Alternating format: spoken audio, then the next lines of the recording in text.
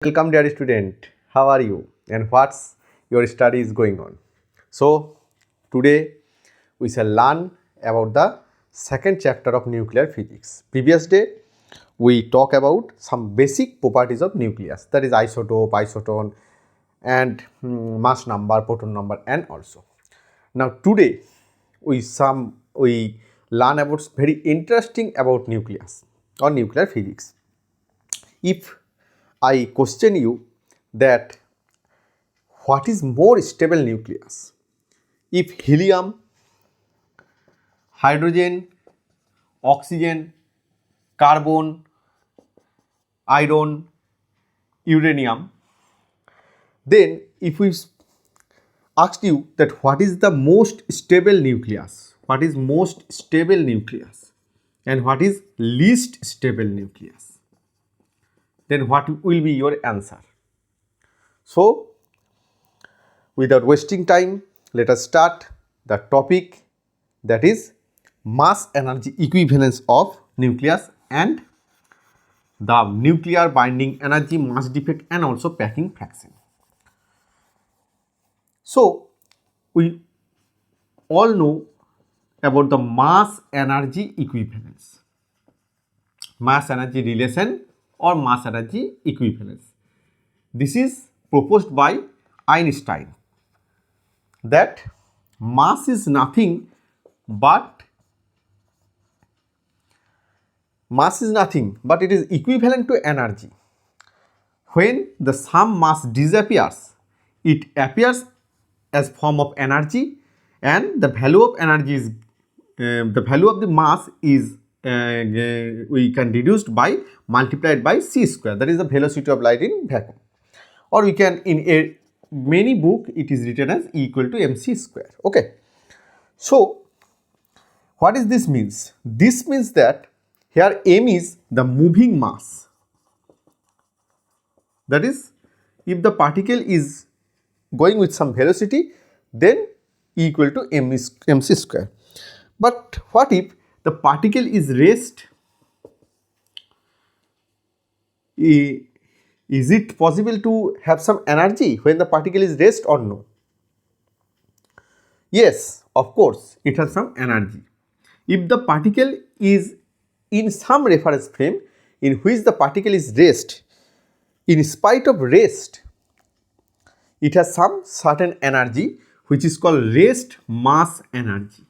Rest mass energy, and which is given by m naught c square or m0 c square. And the moving mass and this is called rest mass. This m0 is rest mass. This is related to the moving mass m equal to m0 by 1 minus v square by c square as per the theory of relativity. Here v is the velocity of particle which is nearly equal to the velocity of light. Suppose v values is 0.8 or 0.6 c, okay, 60% or 80% the velocity of light. Then we can write this equation. Here m is the moving mass and m0 is the rest mass. So any particle have two energy. Any particle energy, the total energy of any particle, the total energy of any particle is the sum of its kinetic energy, that is Ek, plus rest mass energy, that is m0 c square. Okay, this is the basic concept of mass energy equivalence. Again I repeat is that when some mass is disappears, is appears as some value of energy, vice versa, that is when some energy is disappears, the mass will be increased. So what is the application of this special theory of relativity? In nucleus, we can say that it is very strange to say that we can know the constituent of nucleus. We can know about the constituent of nucleus, that is proton and neutron. Proton is positive charge, neutron is neutral. Now, now it is very strange that the mass, or we can say it, the rest mass is more appreciable. The rest mass of the nucleon is greater than the nucleus. This is known as mass defect. That is the difference in mass. This is means the difference is mass. Suppose a nucleus has Z number of protons. If its mass number is A, then its neutron number is Z is equal to number of proton.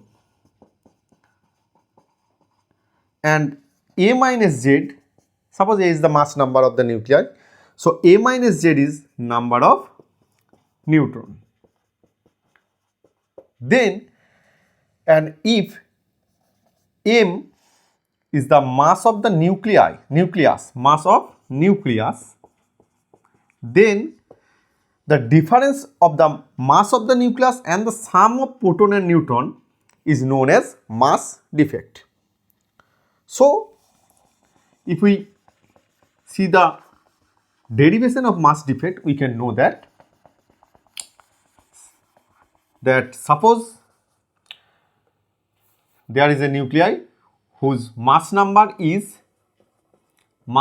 equal to A and proton number or atomic number is Z. Okay. So, what is the mass defect? If we say it delta M, then the value of mass of Z number of protons, MP is mass of only single proton. If there are Z proton, then it is equal to Z MP plus A minus Z, that is the number of neutron multiplied by mass of neutron minus M. We can say it MAZ. That is the mass of the nucleus. This is known as mass defect. This is known as mass defect. So, now, we can go with packing fraction, a new term, packing fraction. It is known as delta M by A, that is the ratio of mass defect and mass number of a nucleus, or it is sometimes called mass defect per nucleon. It is sometimes called mass defect, okay, per nucleon. It is symbolically denoted as small f, delta M by A. Now, what is its physical significance? It is very important in our nuclear physics. If cracking fraction, if the cracking fraction is positive, then the nucleus is unstable. So, we can go with the physical significance of packing fraction.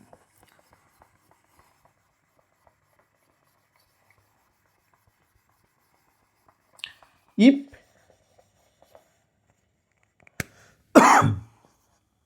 F equal to positive, that is for lighter nuclei and heavy nuclei,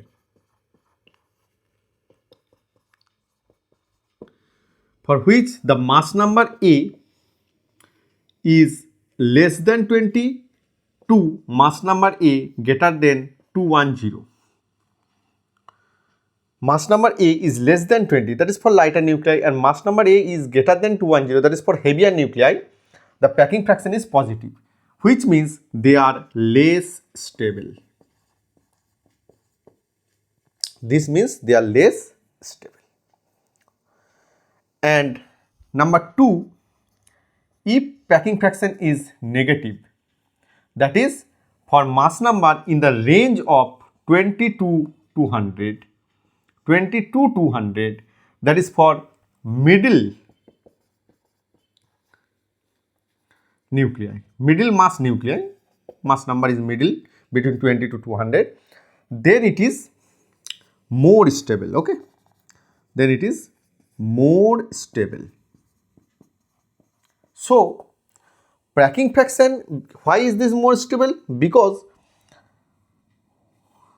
when for 20 to 200 nuclei, when the mass number is below 20 to 200, for this nuclei the mass defect is arise a lot of energy.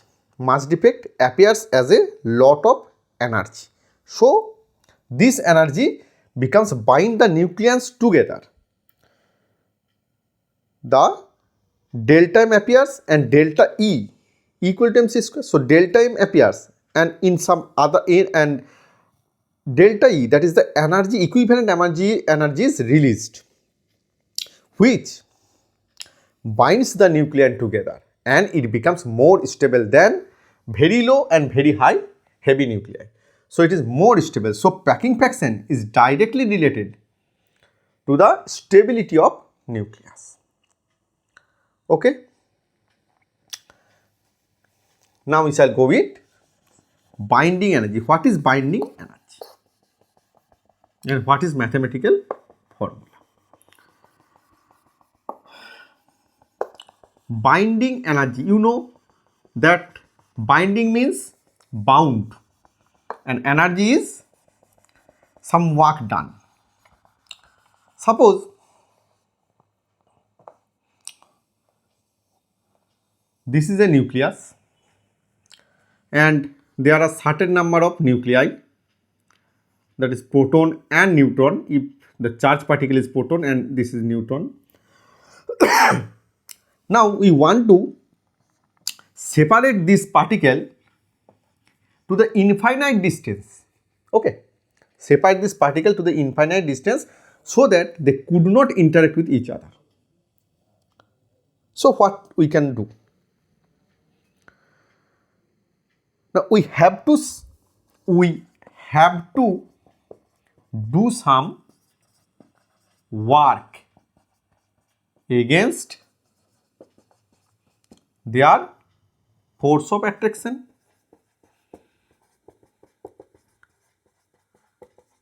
That is, some energy is needed to separate the nucleons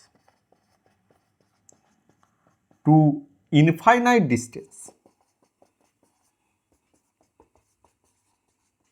Why infinite distance? Because at infinite distance they could not interact with each other. If they could, they again form a nucleus.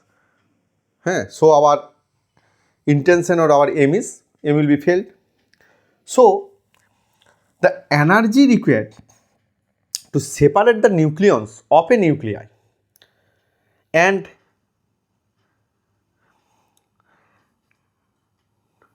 to separate the nucleus of a nucleus to the infinite distance so that they could not interact is called binding energy of that nucleon. Is called binding energy of that nucleon. In this case, energy is needed. But binding energy, the definition of binding energy, we can do it in two ways. Okay, we can do it two ways. The reverse phenomenon will also occur.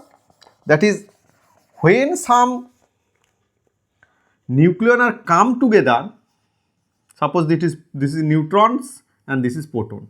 When some nucleons are come together, they will form a nucleus. Proton, neutron, proton, neutron. So in the previous case, we can separate the nucleons, and in this case, we can gather the nucleons. So here, energy will be released. Energy will be released. I hope you understand this. Energy will be released. This is also said binding energy.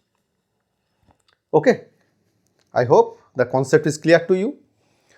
So we can give the definition of binding energy is in two ways. That is, the energy, number one is the energy needed to separate the nucleons to the infinite distance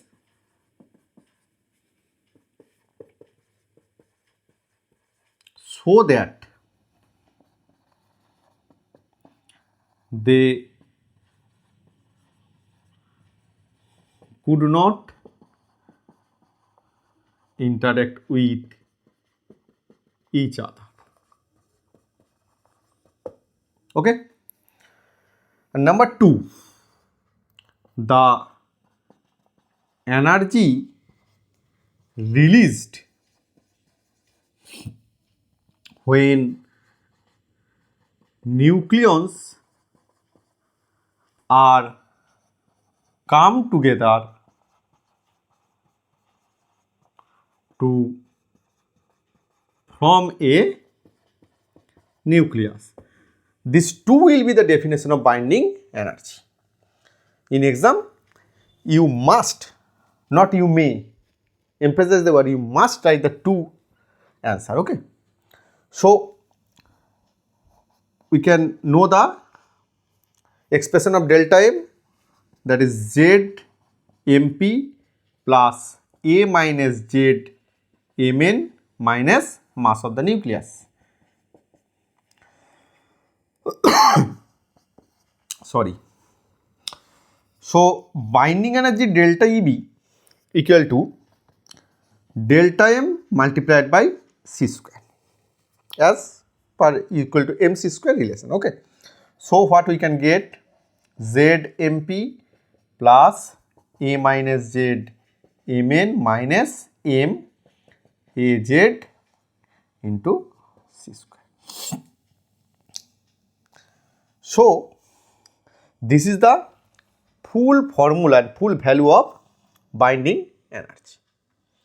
Now again we can know the binding energy per nucleon is delta EBN is delta EB divided by mass number E.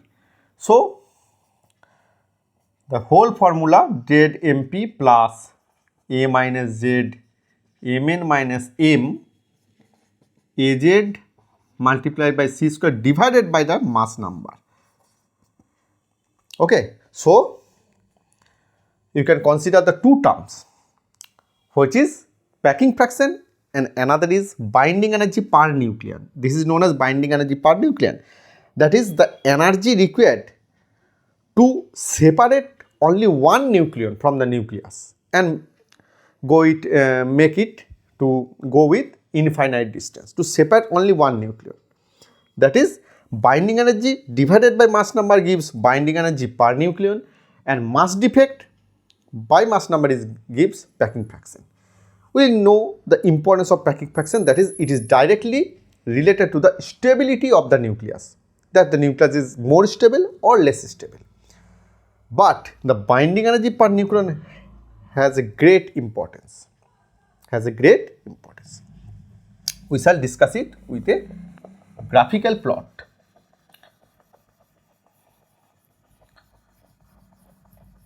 So now we can go with a graphical plot of mass number versus binding energy per nucleon. So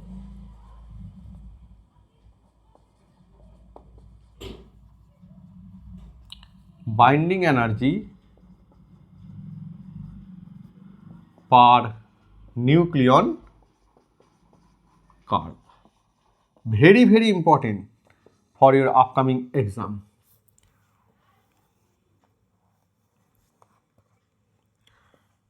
Along y-axis we can take binding energy per nucleon. in unit of MeV.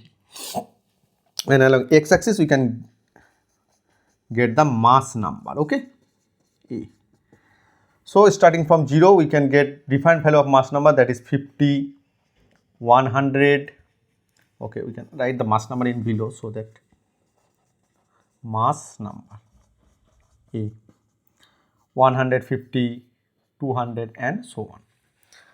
And in this, on the y-axis we can get 2 MeV, 4 MeV, 6 MeV, 8 MeV and so on. So if we start from this, we can get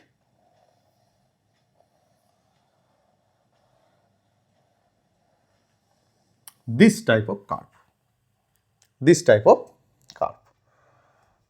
okay. Suppose this is 1H1, that is protium, this is 1H2, and between 4 to 6 we can get also a dip, that is for helium, and this dip, the peak is helium 4 and at the dip is lithium 6. Here is also carbon 12 and nitrogen 14. Here oxygen 16, here sulfur 32, and the maximum position is Fe 56, 26, 56, and then it decreases, and here we can get uranium 238. Now what is the significance of this curve? Can you elaborate it? Are you understand it? Okay.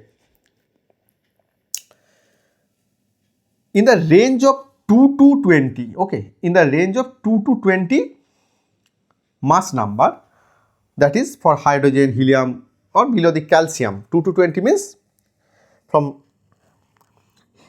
hydrogen or helium to calcium mass number, we can get some definite peak, okay.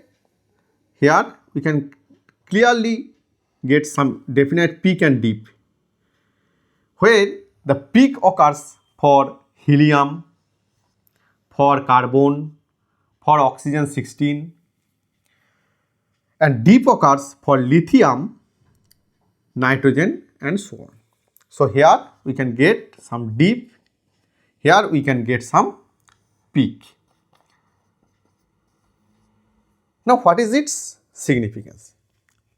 Peak means in where the peak appears are mostly stable nucleus, and where the dip occur are less stable nucleus. That is, of course, we can see that the helium is more stable than lithium, the carbon is more stable than nitrogen, O16 is more stable than O18, okay, and the graph is maximum portion is smooth, and for 2 to 20 these dips are noted, and for 40 to 120 in this wide range we can get the graph is gradually increasing, starts increasing after oxygen, it is gradually increasing, and the average value about this wide range, this is not the value of binding energy, this is the value of mass number 40 to 120. So the average value of binding energy here is get 8.5 mega electron volt per nucleon, okay, and peak occur at iron 26, 56, the value of 8.8 mega electron volt per nucleon for iron. This is the maximum value of binding energy in this curve. But if you get the isotope of cobalt, then you can go with nickel. If you can go with nickel. In exam, if you can get the MCQ in which two options, that is Fe and nickel is given, so you can go with nickel. But otherwise, we can take the maximum value of binding energy per nucleon occur at Fe, which is equal to 8.8 mega electron volt per nucleon. And in the range of 40 to 120, the average binding energy is close to 8.5 mega electron volt per nucleon. And after that, that is after 120, nearly equal to 200, 220, 228, the graph is start decreasing. Here other elements are situated and graph is decrease, and at uranium 238, the value of binding energy is equal to 7.6 MeV per nucleon. So, in this range, between 40 to 120, all the nuclei are most stable nucleus. Most stable nucleus. Okay. These nucleus are less stable. These nucleus are also less stable. This nucleus, that is heavy nucleus, helium, are used to prone nuclear fission, and the lighter nucleus, that is hydrogen, is used or prone to nuclear fusion. Okay. In two cases, when a heavier nuclear uranium, we shall discuss with the nuclear fission and fusion with briefly in the next video or later video. Okay, I shall cover every topic. Please keep watching. Don't skip this. Okay. So, the uranium breaks into two smaller elements of nearly equal mass in nuclear fission, and enormous amount of energy is released, which is used as atom bomb.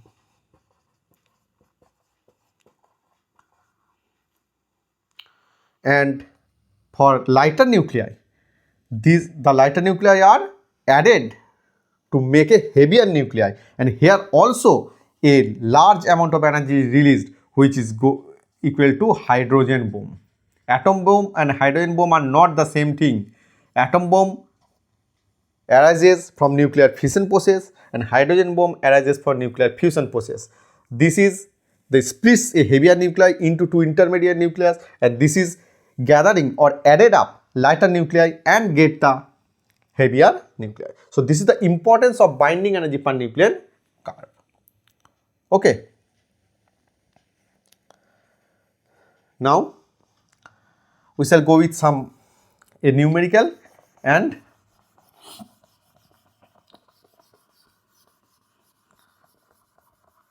we can now find out the binding energy of a nucleus. How to find out the binding energy? Okay, then we can end up with the lecture for today only. Next day we shall go with radioactivity phenomena. Okay, what is radioactivity and so on. And for 11 students and for the NEET students and JEE advanced students, we shall go with the next chapter, motion in a straight line. You shall type it in my channel. You shall also find out the lecture. Okay. So, calculate the binding energy of calcium. Calculate the binding energy per nucleon for calcium 2040. Here some data will be given as mass of calcium. Mass of calcium is given as 39.962589. 962589 mass of is in AMU, atomic mass unit. Mass of neutron and mass of proton is also given. Mass of neutron is given as 1.008665 atomic mass unit or AMU, and mass of proton is 1.007825 AMU. So how can we calculate the binding energy per nucleon? Binding energy per nucleon. So I don't have any calculator. So I forgot to take the calculator right now. So I can do the math without the actual derivation. You can do it with calculator in your home. So at first we calculated the mass defect delta M. That is, first calculate the value of Mn plus Mp. Now for calcium, the value of Z is 20 and value of N is also 20 because mass number is 40. So we can firstly calculate, that is 20 into mass number of proton is 1.007825 mu plus 20, that is mass number of neutron, into mass of 1 neutron 1.008665 amu. Okay, this is Mn plus Mp, that is the sum of the masses of proton and neutron. Then we can go with delta M, which is, suppose this value is x and this value is y. You can do it in your calculator in your home. So x plus y minus the value of nucleus, which is given as 39.962589 amu. Okay, here we can get delta M. Now how we can get delta EB, that is binding energy? Here we cannot multiply it by c square, because when mass is transferred into energy, c square is multiplied where the unit of mass is given in kg. Remember this. But here the unit of mass is given as amu. So we can know that 1 amu is directly transferred into energy by 931.2 MeV, or simply 931 MeV. So if we get the total value is Z amu, then delta EB is Z into 913.2 MeV. This is the binding energy. We can get the binding energy. So how can we get binding energy per nucleon? So Z into 931.2 MeV divided by the mass number, which is 40. So these two answer will be, note down, please note down your answer. These two answer will be